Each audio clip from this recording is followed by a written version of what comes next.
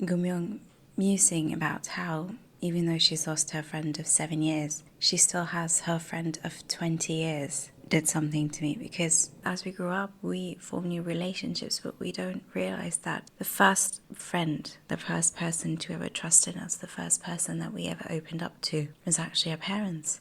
And it really hit a chord with me, because parents are just there. And we know that, but more often than not, we overlook them because, we now have friends, we have boyfriends, we have other relationships, and they often subconsciously start to take priority in our lives, and it ends up becoming the new normal for us. Hello and welcome to Talk About Drama, where we talk about what's hot and what's not in the drama world. And today we're going to talk about when life gives us tangerines. More specifically about Geum Myeong and Youngwon's relationship, and how, even though in the beginning it seemed like it's a reflection of Aesun's relationship with Youngwon Shik, but it's actually not. It's a story of first love, just like Aesun's, but it's also a story of growing up and understanding your parents, but also understanding yourself. And I really didn't want to watch When Life Gives You Tangerines while it was still airing, because I still haven't recovered from Scarlet Heart. So it was IU and I was ready with the tissues, I really was, but I really wanted to cry in one go. So I was waiting for the 20th when all the episodes dropped, and I just watched it in one go. But the spoilers did me in, and I couldn't resist, and I ended up watching it, and I cried for the first time, because it's not a tale of heartbreak per se, it's a tale of growing up. But you don't realize that you're seeing a side of a story from a child's eyes, but that child is slowly coming to realizations about how it was like for her parents. And even though it's something that she's lamenting over a few years back, she's looking back to, oh, that is what it was, oh, that's how it was. To us, it's a reality. To us, it's what we see every day in our lives, but we take it for granted. Because like I said, more often than not, as a child, our parents help us grow. They take our hands and help us take our first steps. They help us understand what's good, what's bad. They help us form a thought process. They help us build a character. But at the end, the only thing that they can do is help you. The rest of it is on you. How you take their teachings, how you use the words to build up yourself. But more often than not, we end up forgetting that our parents also had parents who once taught them that. They're also somebody who's learning from this experience. Nobody is born parents. Every parent, young or old, they're still learning, because there's no manual for parenting. And as a child, we often don't understand that. I, myself, often don't understand that. And looking at Geum Myeong's parents' lives and understanding, oh, that's why they did that. Oh, that's where they're coming from. Because, as viewers, we get an insight into their lives.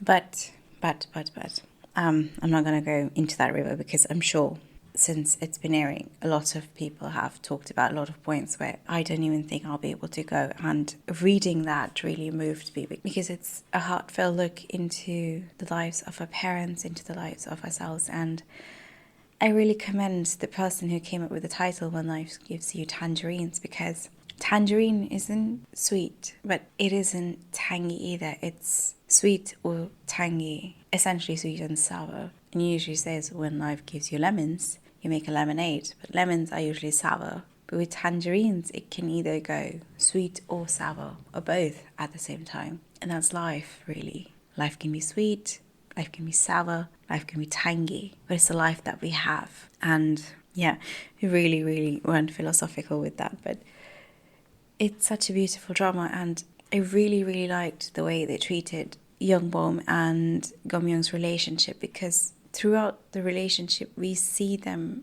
get together as a young couple. It's a 7 years of journey. It's not like one fine day they got up and they decided, you know what, we're going to break up. No, it's a slow deterioration of a relationship. And no matter which side you hold accountable, they're both right, but they're also both wrong. Because you see Youngbum as somebody who's essentially a mirror version of Young Shik in terms of how he loves Geum Myeong and how much he appreciates her. But on the other hand, he's also his mother's child, and he's not ready to let go of the connection. He's not ready to cut off his mother like Young Shik did. So he is an essence of Geum Myeong's father, but at the end of the day, he's not Geum Myeong's father. And I think that's the thing that really pulled Geum Myeong towards Youngwon in the first place, because more often than not, we seek the people that we see in our lives. We seek familiarity. We seek comfort. and being the eldest child, Geum Myeong has probably spent the most time with parents Aesun and Kwang-sik. So it's actually quite plausible for her to fall for Young Mom and for her to actually fight for the relationship despite his mother being an absolute menace in her life. Because 7 years is not a joke. And no matter how much we want to stand up for women empowerment, we want to be like, oh, fuck it. She's not old. She still has a life ahead of her. She can just toss a relationship away. It's not about your age. It's not about the time that you've spent in a relationship. It's about the memories you've built with that person. It's about a connection. It's about having a companion. It's about thinking for 7 years that you have this one person in your life that's going to be there for you. Who's going to be a fixture in your life. You've built up dreams. You've built up expectations. And you can't let go in one day. Every time something happens, you think, oh, maybe if we just tied over this, we'd be fine. Every time things go wrong, you think, okay, if I can just let this one slide, maybe next time it'd be better. And that maybe turns into a year. And then it turns into 2 years and then 3 years. And then you look back and you realize, well, I've really let a lot of things slide. And that's exactly what happened with Geum Myeong.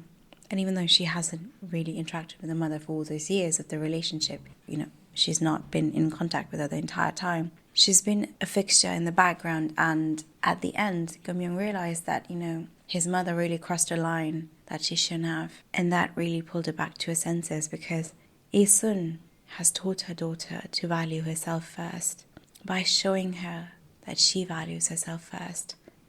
And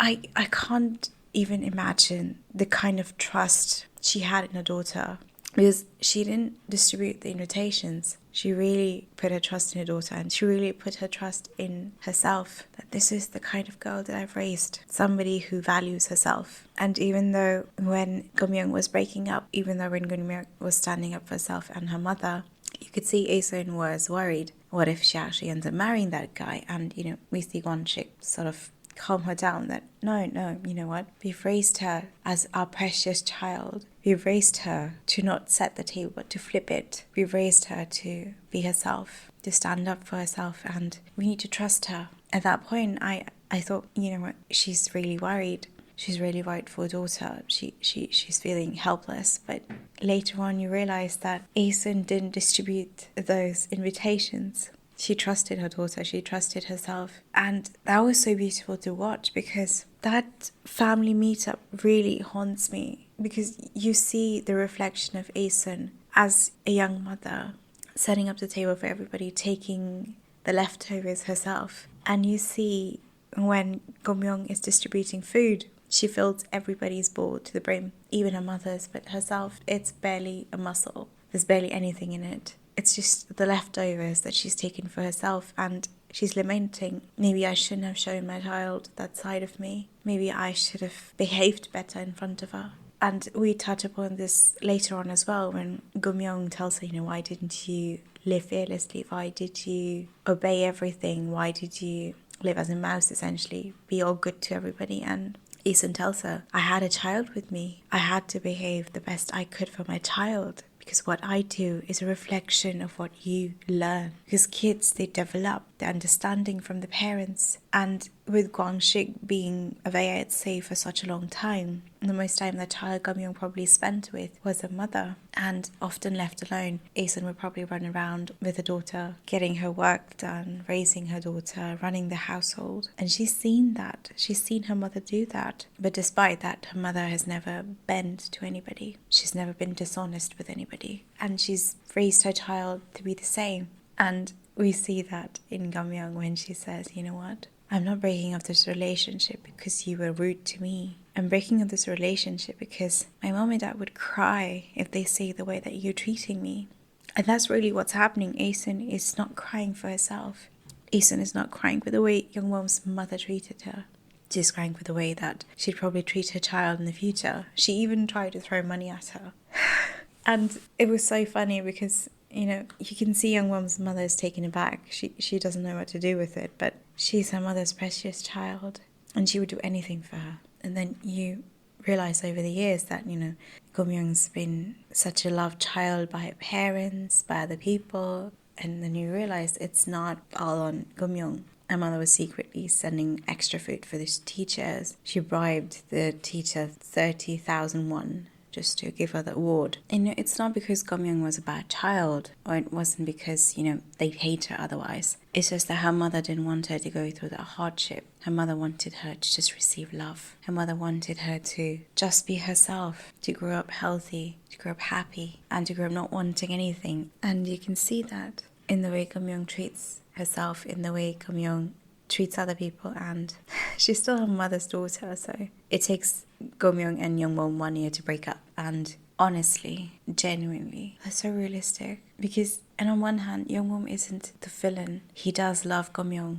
He wants to marry her, and he's really, really fed up of his mother. But on the other hand, standing up for himself, cutting off his mother, would not only make him a bad child, but it would also probably alienate his mother, who's probably only putting all of her energies on her son, because that's the only thing that has meaning in her life. I'm not justifying her actions, but it's also a reflection of this way that women are treated in the society. Because not all of us can have a partner that supports us. And that alienation sort of led her down the path of over-loving her child, and eventually sort of leading up to his downfall, really. But it's also on Youngbom, because on one hand, he really wants to keep his mother happy. He wants to be there for her, essentially. And on the other hand, he's letting Geum Myeong and her family be torn down repeatedly just so his mother can be satisfied. Because when they were talking about where to hold the wedding, and Geum Myeong is looking at Youngbom, because they've decided this beforehand, they've had a talk about this probably, and he just looks down. He avoids her, and he essentially passes the buck on to his mother. When his father asks Geum Myeong to serve him, he doesn't look at her, he doesn't stand up and help her, he's just sitting there, because that's what he's seen in his family. The mother always getting up and serving the father. And it's a very normal thing in families where the daughter-in-laws are asked to serve the in-laws while the son just sits there and watches. And when young Shik was sort of telling him to get up and help her, he realized that, he probably should. By the time Aesun had enough, and she stood up, and she stood up for not herself, but her daughter. And I really thought that, she was going to berate herself when she started, but it really didn't teach her. And then Aesun being Aesun, she told her that because she's my precious child, I couldn't bear to teach her. And it was telling his mother that you also have a precious child that you couldn't bear to teach. How could I teach my child? And even sitting through that meal with his mother, her berating Aesun, and she really, really took everything in just so her daughter's marriage prospects won't be ruined, just so she wouldn't take it out on her daughter in the future. She really, really sat down and let her berate her. I was waiting for Aesun to stand up and do something, because I watched way too many revenge dramas, and at every point I was just thinking, you need to stand up for yourself. You need to tell her, you need to give it to her, you need to leave him, you need to do something. And then you realize it's real life. That's not how things work. And more often than not, parents can stand up for themselves if it's just them. But when it's a child involved, they would swallow their prides and they'd sit down. Even though they probably would be dying inside just to say a word or two, they probably would just leave it. Because they don't want their child to be sad, they don't want their child to suffer. And you realize that even though Aesun and Young Won-shik built up this world for their children, where they told the daughter to stand up for herself, and they taught their son that it's not wrong to be a carer, even if you're a boy. And going through the motions of getting married, you realize that no matter what teachings have been given to them, they're still living in a society where women are restricted, especially if you're a daughter-in-law of a house. And during the fitting as well, and Aesun let go of not having floral prints, of just saying yes to the red dress. Geum Myeong was frustrated at her mother of not speaking up for herself, but Geum Myeong herself really didn't speak up for Aesun. She just stood there and let it be. And her mother laments about it later, that, you're a brat in the house. You can kick up a storm. You can take down anybody. But why are you so timid when it comes to his mother? Why are you letting yourself be? And why really? Why do we do that? Why do we let our parents suffer in things that we know are wrong? But we just really let things pass sometimes. Sorry about the snoring. My dog is sleeping again. And I just don't have the heart to wake her up, so apologies for any background music. And then, it takes them 1 year to break up. And over the year, Youngbom has issues letting go. And he keeps on coming back to her. And, they say a lot of mean things. Well, mostly it's Geum Myeong. But, she breaks down crying because she doesn't have a mean bone in her body. She's Aeson's daughter. And eventually, it's an amicable breakup. Geum Myeong tells him to hug her one last time and then let go. Because it's not fair to her to be in this relationship and to take on everything that his mother is dishing while he gets to be his mother's child. He gets to be the good son. It's really not fair to her, and realising that over the course of 1 year, Youngwon lets go. And we do see his mother's life hasn't really been happy, even when Youngwon got married to the woman of her choice. And, Youngwon really tells her that, do you look at the wedding photo? Do you realise that you're the only one smiling in it? Even though you held so tightly onto your son, you lost him because of it. And it's sad, but it's also another side to how sometimes your parents can know the best for you and how sometimes they don't. And then you look back and think, why didn't I stand up for myself? Because the entire time Youngwon was yelling at his mother, stop it. Don't say that, don't do that. But his mother was ignoring him because she knew that at the end of the day, my son would come back to me. She knew that at the end of the day, he's still going to be there for her. And that trust in her son and his attachment to her led her to speak her mind always and eventually lose him. But coming back to Geum Myeong and her breakup blues, where she's finally starting to realize that, I had a friend for 7 years, but even before that, I had a friend for 20 years, and how Aeson and Gwangshik are missing the children, because when it was just the two of them, they were lively, they were happy, and then 2 became 3, 3 became 4, and 4 eventually became 5, and the house was filled with the constant chatter of kids, like going in or out, them having a life, and they really didn't have the time to just sit and relax. And now that everyone's finally gone and they're really back to 2 again, they don't know what to do. Because they still make so much food. They still remember their kids' choices. Oh, Geum Myeong likes it sour, but Eun Myeong likes it fresh. And peeling a shit ton of quail eggs just so, you can ferment them and, have your children eat. But then you realise it's too much. How are you going to finish it? And you realise that it's just the 2 of them. And when Geum Myeong comes back unannounced, the happiness on Aeson and Gwangshik's face, they're running around. Her father is getting a heater, he's getting a cushion to sit on, and Aeson's literally fluttering around the kitchen. I'll get you food. Do you know I made this for you? Oh, you like eating this? Oh, I'll make you some good food. And they realise that their daughter is heartbroken. They realise that even though over the phone she keeps saying that, she's doing well, everything's going well, she's eating fine, she's sleeping fine, she's not really okay. She's got this grief bottled up inside of her, but she's also got responsibilities and she can't really give them up. So she's got to move on in her life. The person who's living has to keep on living. So when she drops by unannounced, it's the best day of their life, basically. And, you see them constantly stuffing her because then watching Geum Myeong being fed left, right and centre when she's feeling down made me realise that Asian parents, their love language is basically food.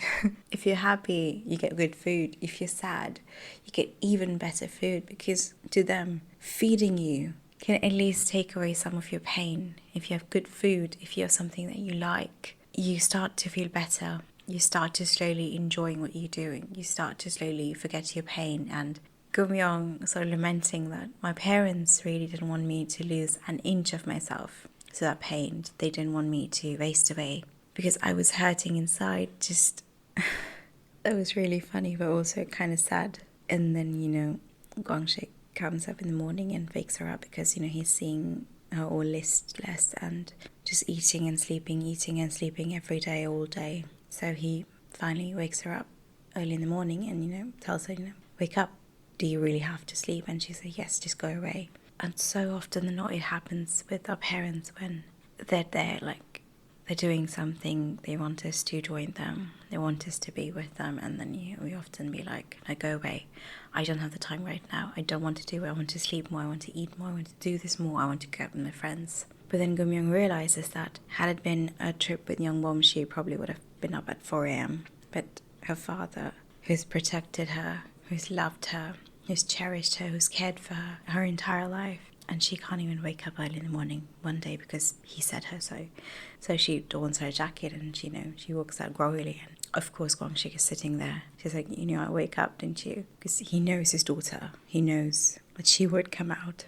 And they go onto the boat and really, really, really thank you, Ayu, for taking up this drama. Thank you to everybody for taking up this drama because, like I said, it's so beautiful. But you also realize that your parents are their own person. They're also learning. They're also in this ride with you. And there's no manual. There's no way that they'd understand what to do and what not to do. Just like you yourself. And Geum Myeong realizes that when she goes back, but she leaves a book for her mother to write poetry in. His hands are really coarse from all the fishing nets. Because, she told her, no, why don't you buy hand cream for yourself? And she thought, you know what, I'll do it for you. And she goes back home, finally thaws her fridge because she's got new food.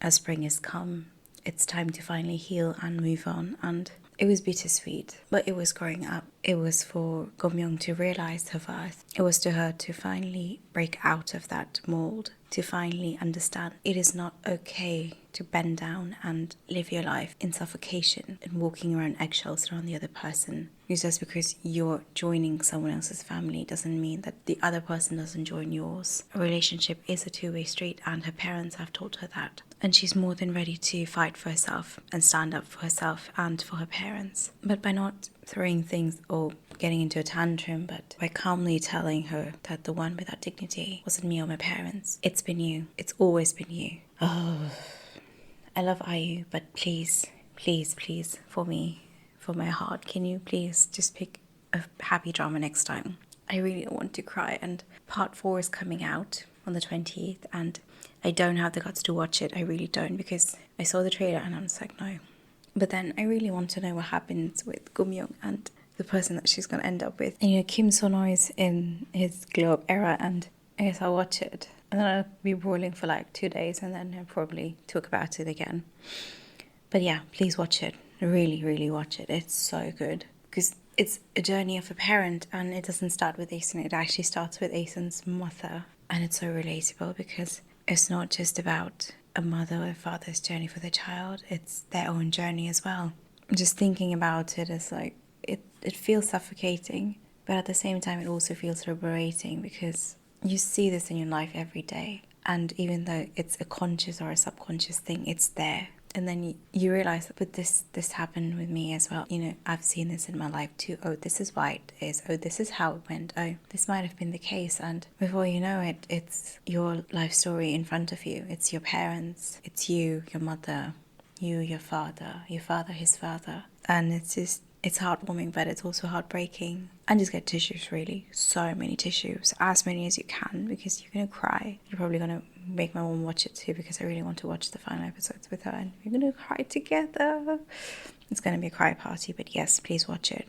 And I'll end this episode by thanking Ayu for choosing When Life Gives You Tangerine, for Park Bo-gum for choosing When Life Gives You Tangerines, and for the entire cast for choosing When Life Gives You Tangerines, because you are your character. You are Kwanchik, you are Asen, you are Geum Myeong. And just really thank you for giving us this gift that keeps on giving and is probably going to keep on giving. So thank you, and I'll probably see you miserable and sobbing in the next episode, but let's see. And I hope you guys have as fun as I am watching When Life Gives You Tangerines, and I'll see you guys next time. Hopefully not sobbing and a mess, but let's see. Until then, I hope you guys have a good week and stay safe. Ciao.